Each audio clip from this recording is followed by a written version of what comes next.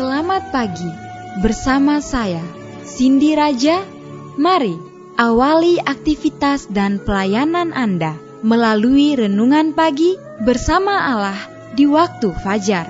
Dengan doa dan bimbingan darinya, kita dapat diyakinkan bahwa pada hari yang mulia itu, ketika Yesus kembali untuk mengklaim miliknya, bahwa kita akan menunggunya di sana dengan tangan terbuka dan disambut ke hadiratnya yang kekal. Ditulis oleh Ellen G. White bersama Pendeta Denny Kanajo. Selamat mendengarkan.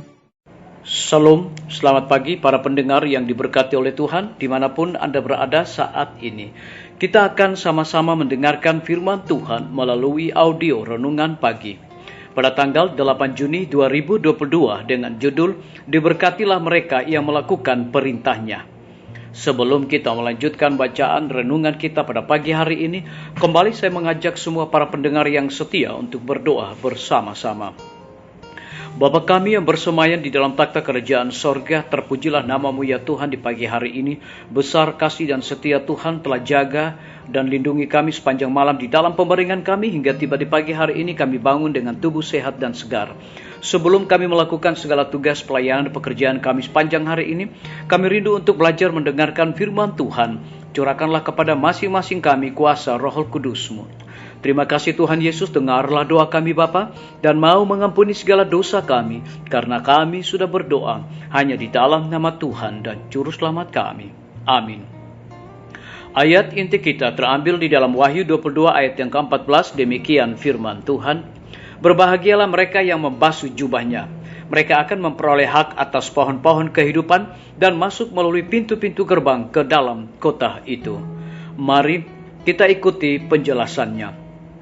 Penurutan yang setia terhadap hukum-hukum Allah akan punya pengaruh yang menakjubkan untuk meninggikan, menumbuhkan, dan menguatkan semua kemampuan manusia. Mereka yang sejak muda menyerahkan diri untuk melayani Allah akan menjadi orang yang memiliki pertimbangan yang sehat dan penilaian yang teliti. Mengapa tidak demikian? Persekutuan dengan guru terbesar yang pernah dikenal dunia meneguhkan pengertian, mencerahkan pikiran, memurnikan hati, meninggikan, menyucikan, dan memuliakan manusia seutuhnya. Di antara orang-orang muda yang mengaku beribadah, tampaknya sebagian besar bertentangan dengan pengakuan ini. Mereka tidak bertumbuh dalam pengetahuan atau kerohanian. Kuasa mereka cenderung lebih merosot daripada berkembang. Tetapi ucapan pemazmur adalah benar bagi orang Kristiani sejati. Bukan huruf firman Allah yang memberikan terang dan pengertian, tetapi firman yang terbuka dan diaplikasikan dalam hati oleh Roh Kudus. Ketika seseorang benar-benar bertobat, ia menjadi anak Allah, mengambil sifat ilahi. Bukan saja hatinya diperbaharui, tetapi kecerdasannya dikuatkan dan disegarkan. Dalam banyak kejadian, orang-orang sebelum bertobat dianggap berkemampuan biasa, bahkan lebih rendah. Tetapi setelah bertobat, ia berubah sepenuhnya. Kemudian menyatakan kuasa yang luar biasa untuk memahami kebenaran firman Allah dan menyajikan kebenaran kepada orang lain.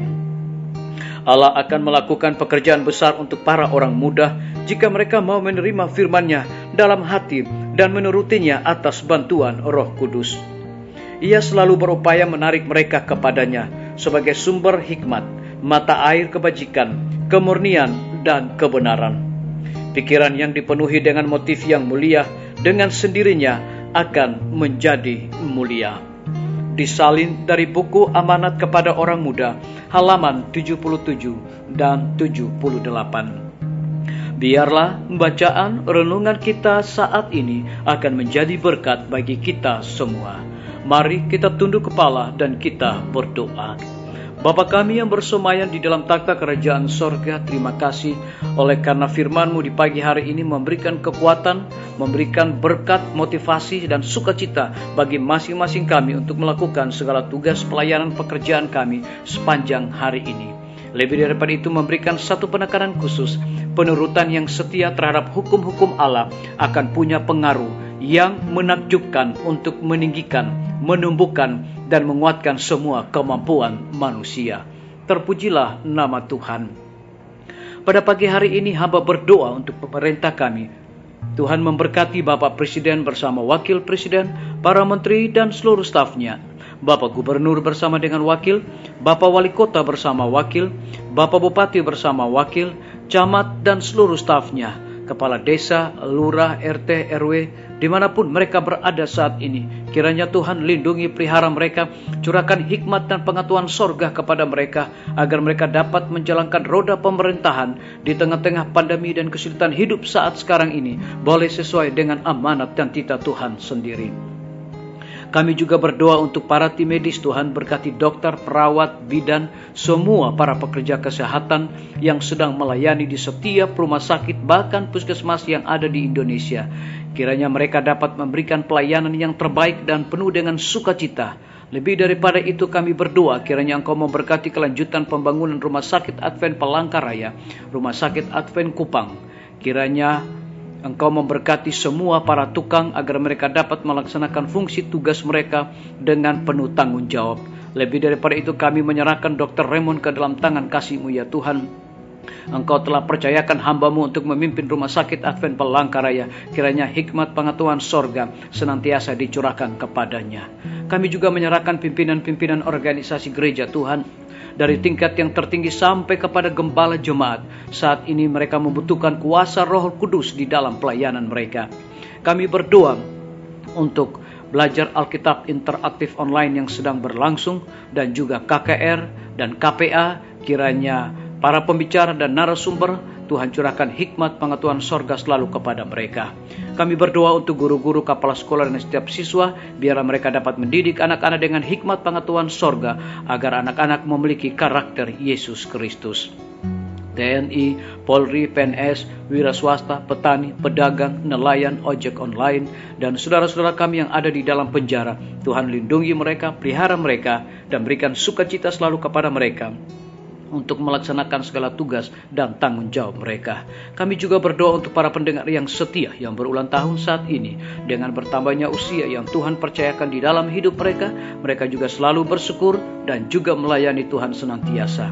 Yang berada di dalam kebimbangan, ketidakpastian hidup, Tuhan berikan iman yang teguh untuk mereka terus berharap, bersandar hanya kepada Tuhan Yesus. Terima kasih Bapa yang baik. Dengarlah doa kami Tuhan, dan mau mengampuni segala dosa kami, karena kami sudah berdoa hanya di dalam nama Tuhan dan Juru Selamat kami. Amin. Sampai jumpa. Tuhan Yesus memberkati kita semua.